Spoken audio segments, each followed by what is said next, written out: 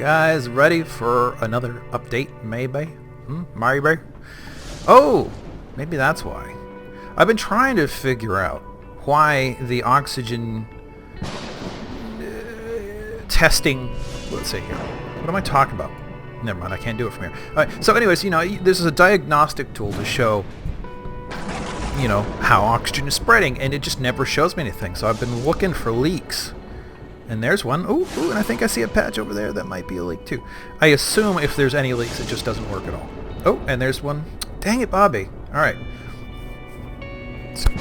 Oh, excuse me. So anyways, most of the work I've done is not here, and I said it wouldn't be. Let's go on down.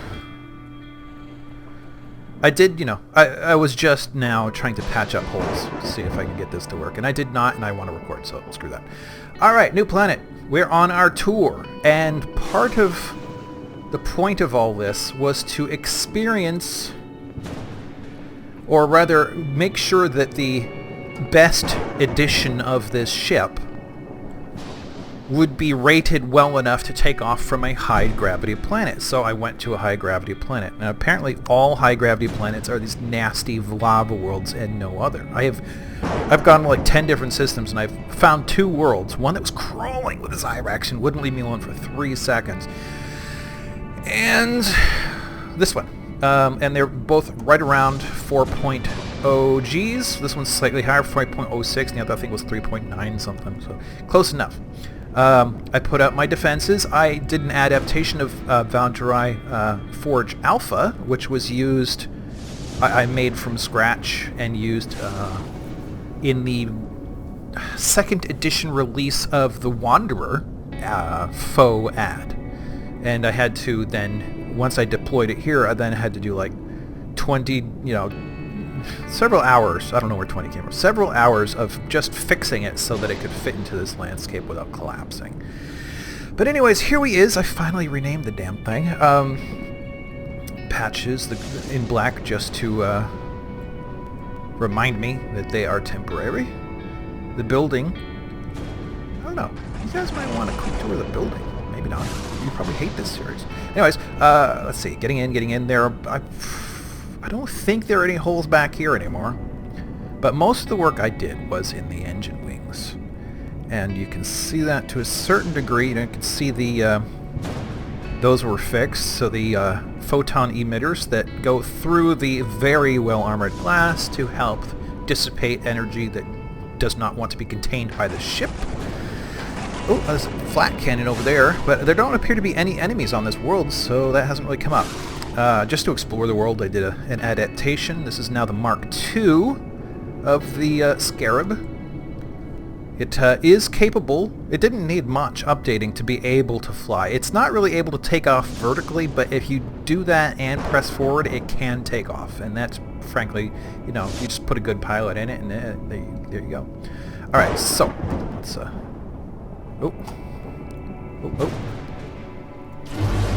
Close it up. Alright, so the engine rooms. I did a lot. This is going to take me a minute. So actually first, excuse me, or die. Okay, so I extended out into the empty space of the engine rooms a bay here for, you know, mechanics and stuff to do the kind of work, the repair and the manufacturing of parts and stuff to assist with the presumed ability to maintain these vehicles and other things. To that end, I've put in the final cargo. This is a 52 cubic meters of cargo space there. I'll have to update the line at some point. And these 2 things, I mean, and that's the amount of cargo space that comes with the ship in the original game when you have no cargo pods attached yet. So that's what that's for. And it's also hooked up to both of these manufactories, so you can do stuff. Just off of them, you got this big armored glass window, so you can get observers, and armored DOA with also glass, so you can observe.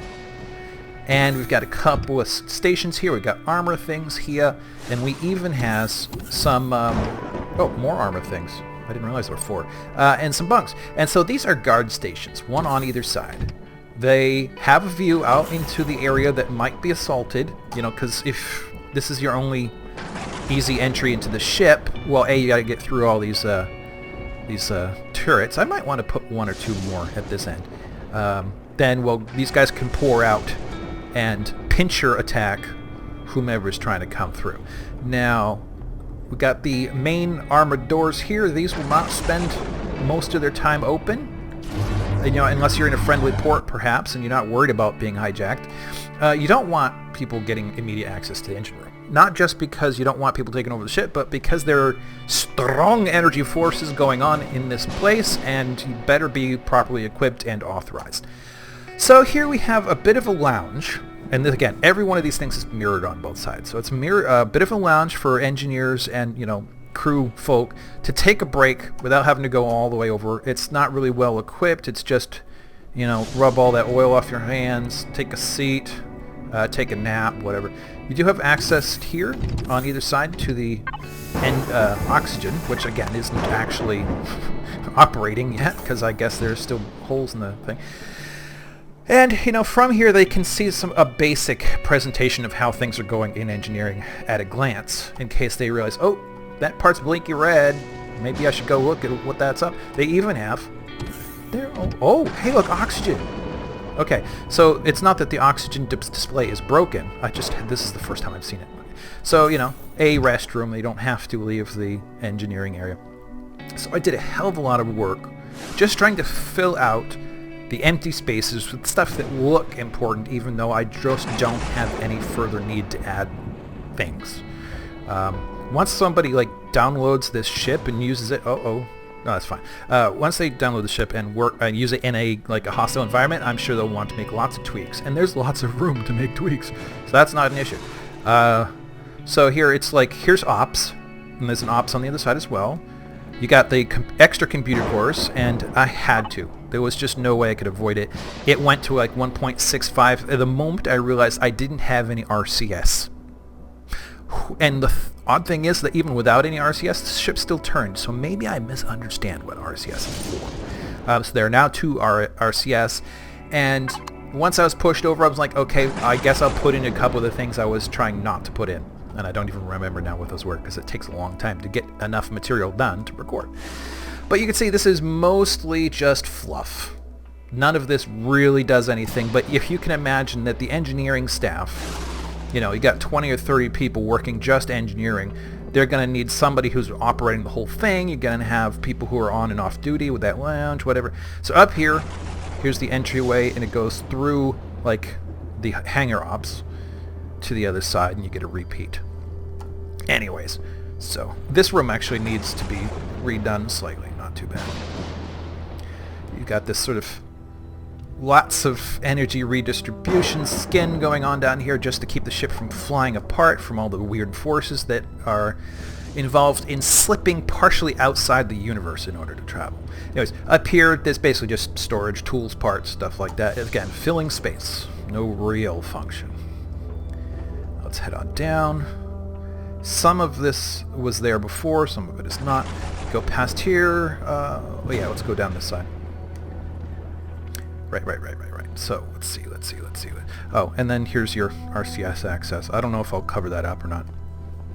Okay, so again, more fluff, more ops. Here, literally, this is still, one on either side is still all the ship needs by a wide margin. I can't even imagine now what the T2 is going to be for, if a ship this big doesn't need even one.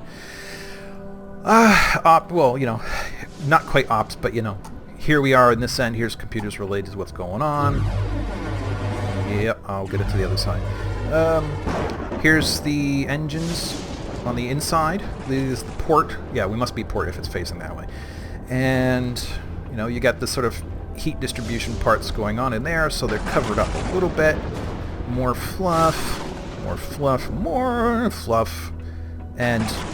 down there. So this end of engineering won't usually have a hell of a lot of people working it. Is there not a... Yeah, right here, okay. I forgot, I'm on the short side of the stick here. You go down in, this is all the same as it was, except maybe the parts being orange at the end. Alright, so a lot of work went in over here, so let's go down to the far end. Now see, this looks This looks very functional, even though there's almost nothing going on back here. Almost nothing at all. So the only real functions back here are those engines. And that engine there and these side engines or whatever. There's a bit of an oxygen over here, but as you can see, it's not distributing, so I'm not sure why. I'll have to figure out why not. But again, fluff, fluff, fluff, fluff. Come on. High gravity, it gets hard to move. But you can see here, fluff, fluff, fluff. What these things actually do, I mean, it's energy storage, it's power redistribution, it's like capacitance, it's inversion of polarities. You know, you got to inverse your polarities all the time, you know. Got all these stations. Maybe this is some sort of flux station. I don't know. A lot of this is just fluff. Big antennas. This might actually be part of how the ship communicates. Like if you're going to bend space and slip a message out of the universe so that it can skitter across the universe at instant speed or something and be picked up anywhere else, well, you kind of have to have some way of slipping that information in and out of the universe, and it's related to movement, so it might as well be back here perhaps. But you know, these things just send information and not physical objects like the ship. So let's just say that's what those do, even though technically that's not true. One thing I would love is for a game like this, that's sort of a hybrid between this and Dwarf Fortress, where you actually have crew, and they actually have to be good at their jobs, and they have interpersonal things happening, and the ship does get raided occasionally, and they have to defend themselves, and you lose crew, and you have to train up new ones and stuff. But also where the parts make sense, and the assembly of those parts actually combine into functional technologies, and their configuration has to make sense. And then you put the skin of the ship, the skin around the ship, and you get designs that like actually are logical. I mean, granted, you'll be making up these technological parts, but it doesn't matter. I mean, it'd still be a huge advancement, though it might be hard on the computer. Anyways, you know, maybe ion storage or something, like whatever. All throughout, you've got a lot of intakes trying to take stray radiation, stray particles, things like that out of the air for the safety, because even with you know, suits, you're going to be at some risk back here. So this is a hazardous place to work, and there's an extraordinary amount of effort trying to siphon unwanted things out of the air, even if there even is air. This I labeled as a toxin, sort of like an airbag. You know, it deploys in an emergency, but it's something to be like antitoxin. So I guess maybe what it is some neutralizing chemicals, and it bursts open and fills the compartment with those particles in an emergency. Granted, it doesn't actually do that, but that's why I put it there. It's, you know, because it's fluff, right? This is all fluff. On the other side is the missile hardpoint, so these could be related to that. It might be that the missiles themselves are more or less just really cheap empty shells, but it fills in with a capacitance of energy so that when it hits a target, the energy is released, but the shell itself is pretty cheap. So these might be the capacitors or something that charge up enough energy to be worth packing into that missile to send it on its way. And perhaps, like in the original game, you have classes. So you have class 1 missiles, and they don't do that much damage. You get all the way up to class 5 missiles. And so perhaps a class 1 missile is something that doesn't have any of these capacitors. And to get your classes, you have to keep adding them up until you get your maximum of 4, which is all the space can handle. Again, completely made up. Doesn't really matter. It looks like it does something important, and given all the empty space, that's why I did that. Fluff, I don't even know what the point of those might be. It's just I had the space and I had to do something other than have devastatingly empty space. And that's pretty much it, I think. So there. Okay, good. There's your update. Thanks for watching. Come again next time. Next time might be a few weeks off, depending on how the holidays go, how COVID goes, but it will come. So thanks for watching. Come again, or I will torture you in some inexplicable way.